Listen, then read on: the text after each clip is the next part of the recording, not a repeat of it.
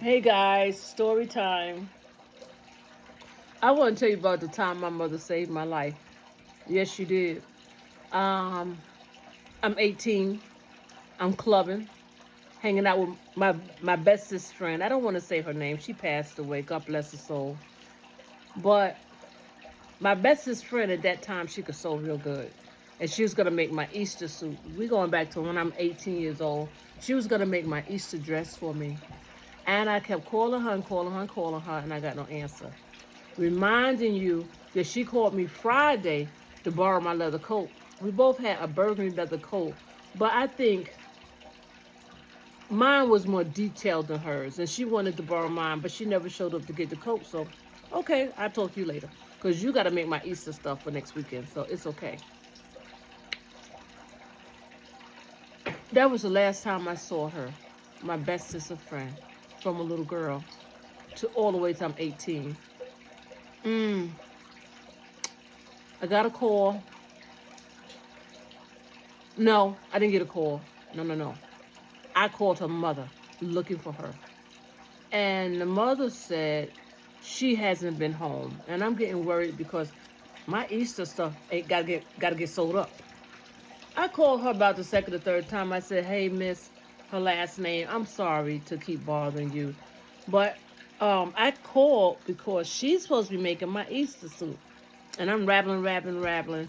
And her mother said, "Baby, she's dead." I said, "What?" She said, "She's gone. She's dead." I lost my mind. Now, when I told you my mother saved my mother saved my life because I was in business school. I kept telling my mother I'm struggling with some of the tests. Me and numbers, algebra, and calculus, we never got along.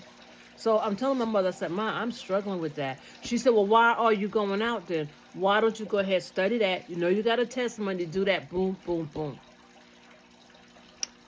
When she called me about the coat and I told her I wasn't going, she said, "Are you sure you ain't gonna hang out tonight?" I said, "No, I'm not hanging out tonight. My mother on my last nerve about me studying. So you go ahead, come pick up the coat, and I'll talk to you later." My girlfriend was killed in Newark, New Jersey. Killed. Now, if I had went with her the way I was, I would have went to that hotel room. Both of us had a big mouth, and I too would have been killed. I don't know what Muslim paper that was out at that time. Said little ladies of the night never learn. She wasn't a little lady of the night. We gotta be careful because when you're young, you dumb. It ain't no other reason for it. Because right now, I'm not going with nobody and doing this and that. But then, 18, and you say, "Oh, well, walk me up to the hotel room. So and so is up there. They might be partying." I would have went. I would have most definitely went with no fear in my heart. But that's back to what I need to say.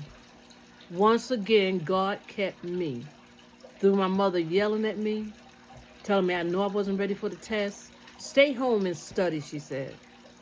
And I was a little angry with her, but I never had, as bad as I wasn't bad enough to go up against mama. When she said stay home, rolled my eyes, might have gave the finger or two behind her back, not in her face, y'all. I think about that. And I miss my friend too. I'm gonna do a part two to this because there's something else that friend did after her death. hmm Something that she did after her death. Let me do a part two to Mama Saved My Life.